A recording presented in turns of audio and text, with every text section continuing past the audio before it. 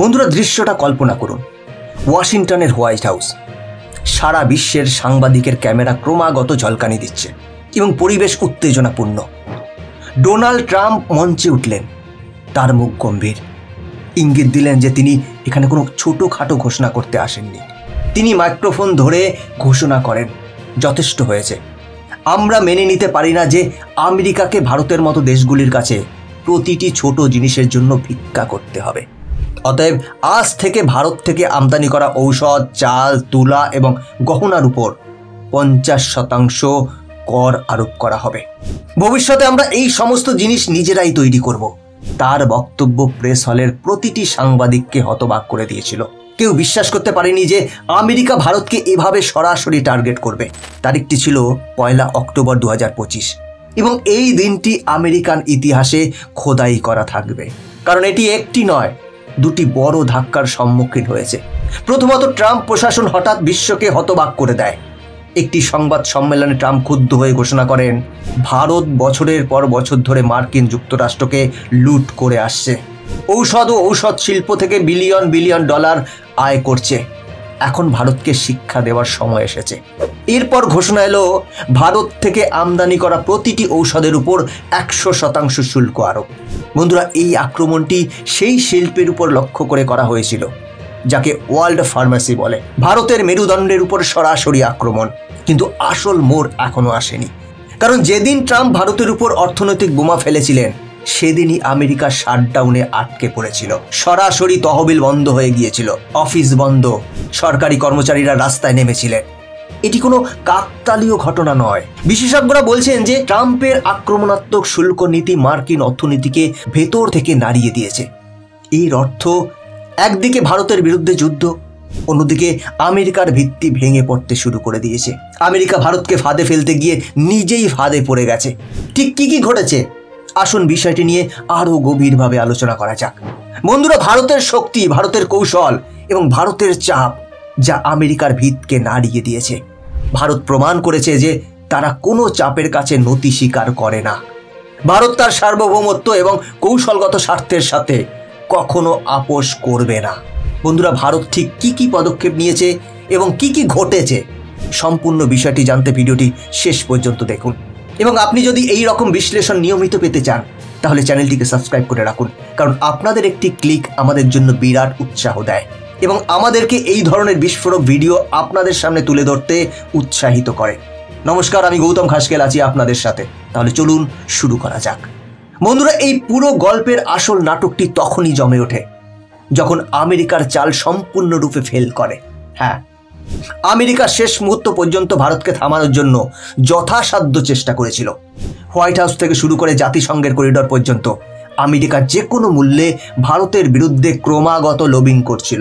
Donald ট্রাম্পের বক্তব্য বিশ্বকে হতবাক করে দিয়েছিল।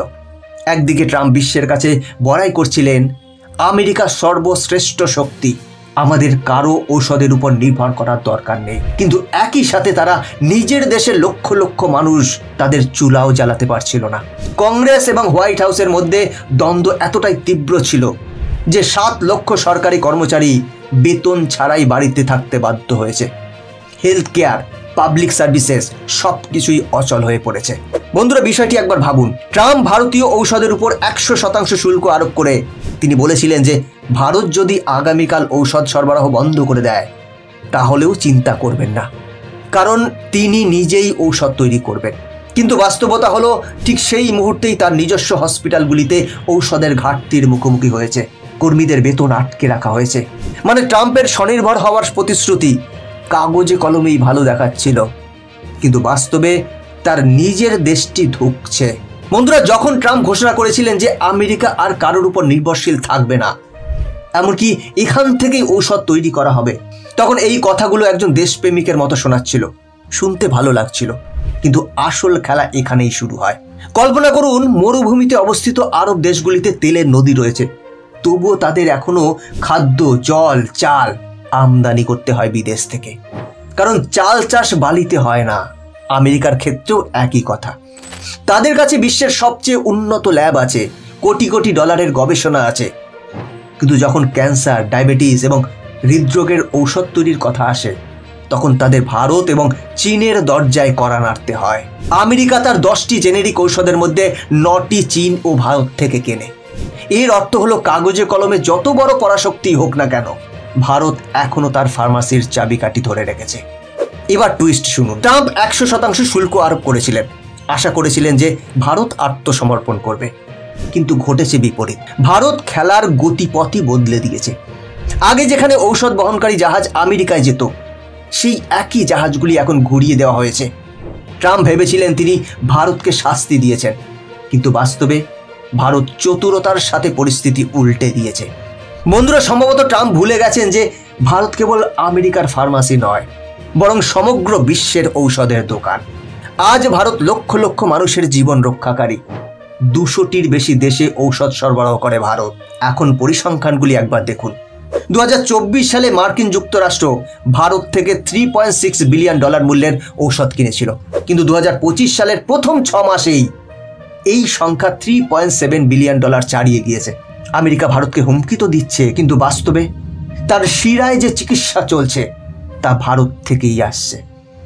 এখন ভাবুন, ভারত যদি এই সরবরাহ বন্ধ করে দেয় তাহলে কি হবে? আমেরিকান হসপিটালের সেলফ খালি থাকবে, রোগীরা লাইনে দাঁড়াবে, কিন্তু ঔষধ পাবে না। ট্রাম্প বলছে আমরা আমাদের নিজস্ব ঔষধ তৈরি করব, কিন্তু প্রশ্ন হলো কিভাবে? কাঁচামাল কোথায় পাবে? আর ধরুন কাঁচামাল পাওয়া গেলেও রাতারাতি কি ঔষধ তৈরি হয়ে যাবে? বাস্তবতা হলো একটি ঔষধ তৈরি করতে 5 থেকে 15 বছর সময় লাগে। শত শত ক্লিনিক্যাল ট্রায়াল, গবেষণা এবং তারপর WHO এর মতো সংস্থাগুলির অনুমোদন। এটি এমন নয় যে কেবল একটি কারখানার বোতাম টিপে তৈরি করা যায়। এই কারণেই ট্রাম্পের নিজস্ব অর্থনৈতিক উপদেষ্টা স্টিফেন মুর স্পষ্টভাবে বলেছেন, মিস্টার প্রেসিডেন্ট, অন্যদের শিক্ষা দেওয়ার চেষ্টায় আপনি আপনার নিজের মানুষের জীবন ঝুঁকির মধ্যে ফেলছেন। শুল্কের উপর আপনার মনোযোগ সম্পূর্ণরূপে ভুল। আমেরিকা 2টি পথের মধ্যে আটকা পড়েছিল। একদিকে অভ্যন্তরীণ বন্ধের আগুন, অন্যদিকে ট্রাম্পের ভারতের উপর আরোপিত শুল্কের আগুন। এদিকে ভারতের ঔষধ শিল্প গোপনে একটি বিশাল পরিকল্পনা তৈরি করেছে। লক্ষ্য ছিল স্পষ্ট, মার্কিন যুক্তরাষ্ট্রের উপর নির্ভরতা হ্রাস করা। কৌশলটি 3টি ভাগে বিভক্ত। প্রথমত, আমেরিকাকে পিছনে ফেলে আফ্রিকা, ল্যাটিন আমেরিকা এবং দক্ষিণ পূর্ব এশিয়ার মতো বাজারে নিয়ন্ত্রণ অর্জন করা, যেখানে চাহিদা বেশি। দ্বিতীয়ত, চীন যে কাঁচামাল প্রস্তুত ঔষধ হিসেবে সরবরাহ করে তা বিক্রি করে বাণিজ্য ভারসাম্য পুনরুদ্ধার করা। এর অর্থ হলো কাঁচামাল সেখান থেকে আসবে, কিন্তু ভারত লাভ ধরে রাখবে। তৃতীয়ত, রাশিয়া, নেদারল্যান্ডস এবং ব্রাজিলের মতো প্রধান বাজারে ভারতের ব্যবসা প্রসারিত করা, যাতে একটি বাজার বন্ধ হয়ে গেলে অন্যটি থেকে ক্ষতিপূরণ করা যায়। এই পদক্ষেপটি গল্পটিকে নতুন একটি মোড় দিয়েছিল। এমন একটি পদক্ষেপ যা বিশ্বব্যাপী সরবরাহ শৃঙ্খলকে নাড়া দিয়েছিল। 2020 সালের কথা মনে করুন। কোভিড মহামারীর সময় এই মার্কিন যুক্তরাষ্ট্র হাইড্রক্সিক্লোরোকুইনের জন্য ভারতকে অনুরোধ করেছিল এবং তারপরে মিশ্র হুমকি দিয়েছিল। এখন সেই একই ট্রাম্প, যিনি অগস্টে 250% শুল্ক বাড়ানোর কথা বলেছিলেন, তার উদ্দেশ্য ছিল ভারতের ঔষধ শিল্পকে ধ্বংস করা। কিন্তু এবার খেলাটি ভিন্ন। ভারত চুপচাপ তার কৌশল তৈরি করে এবং বাজারগুলিকে তার পক্ষে ফিরিয়ে দিতে শুরু করে। কিন্তু আসল মজা শুরু হয়েছিল যখন আমেরিকার মধ্যে ফাটল দেখা দিতে শুরু করে। ট্রাম্প যখন বিশ্বের সামনে তার শক্তি প্রদর্শন করছিলেন, তখন তার নিজের লোকেরা অভ্যন্তরীণভাবে তার বিরোধিতা শুরু করে। বাণিজ্য সচিব হার্ভার্ড লুটনি ইঙ্গিত দিয়েছিলেন যে এই শুল্কগুলি প্রত্যাহার করা হতে পারে। এর অর্থ হলো আমেরিকা নিজেই বিভ্রান্ত ছিল। তার কি ভারতের বিরুদ্ধে যাওয়া উচিত, নাকি হাত গুটিয়ে নেওয়া উচিত? এবং তখনই আসল মাস্টার স্ট্রোক দেয় চীন। আমেরিকা ভারতের জন্য তার দরজা বন্ধ করে দিচ্ছিল, অন্যদিকে চীন ভারতের জন্য তার বাহু খুলে দিয়েছে। বেজিং চুপচাপ তার 30% আমদানি শুল্ক শূন্যে নামিয়ে আনলো। অর্থাৎ আমেরিকা ভারত থেকে যে জিনিসটি ছিনিয়ে নিতে চেয়েছিল, চীন তা ভারতের হাতে তুলে দিল। এটি কোনো কাকতালীয় ঘটনা ছিল না, এটি চীনের একটি সুচিন্তিত পদক্ষেপ ছিল। বন্ধুরা, এখানেই পরিস্থিতি বদলে গেল। ভারতের ঔষধ শিল্প হঠাৎ করে এমন এক মোড়ে দাঁড়িয়ে গেল যেখানে আমেরিকার চাপ আর বোঝা হয়ে উঠল না, বরং আশীর্বাদ হয়ে উঠল। ইউরোপের কোম্পানিগুলো ভারতের সঙ্গে যোগ দিতে শুরু করেছে, আর অন্যদিকে আমেরিকা তার নিজস্ব অভ্যন্তরীণ দ্বন্দ্বে জড়িয়ে পড়েছে। কর্মীরা বেতন ছাড়াই ঘরে বসে আছেন, স্বাস্থ্যসেবা অচল, তবু আমেরিকা ভারতের ঔষধের উপর 100% শুল্ক আরোপ করেছে। কল্পনা করুন, একদিকে বিশ্বের বৃহত্তম শক্তি ভারতকে হুমকি দিচ্ছে এবং অন্যদিকে তার নিজস্ব জনগণের জীবন বিপদের মধ্যে রয়েছে। ভারত এটিকে কেবল একটি চ্যালেঞ্জ নয়, বরং একটি সুবর্ণ সুযোগে পরিণত করেছে। উপরন্তু ইএফটিএ চুক্তি ইউরোপের দরজা খুলে দিয়েছে। ব্রিটেনের বিক্রি 22% এবং জার্মানিতে 6% বৃদ্ধি পেয়েছে। এগুলো শুধু সংখ্যা নয় বন্ধুরা, এই কৌশল একটা জয়। আসল খেলা এখন সামনে। আমেরিকা বন্ধের মধ্যে আটকে আছে। শক্তিশালী বিকল্পে ভরপুর ভারত বিশ্বকে দেখিয়ে দিয়েছে যে ভারত চাপের কাছে মাথা নত করবে না। এখন প্রশ্ন হলো, ভারত কি সঠিক পদক্ষেপ নিয়েছে? আমেরিকাকে এড়িয়ে আফ্রিকা এবং ইউরোপে ঔষধ দেওয়া, এটা কি ভালো কৌশল নাকি ঝুঁকিপূর্ণ?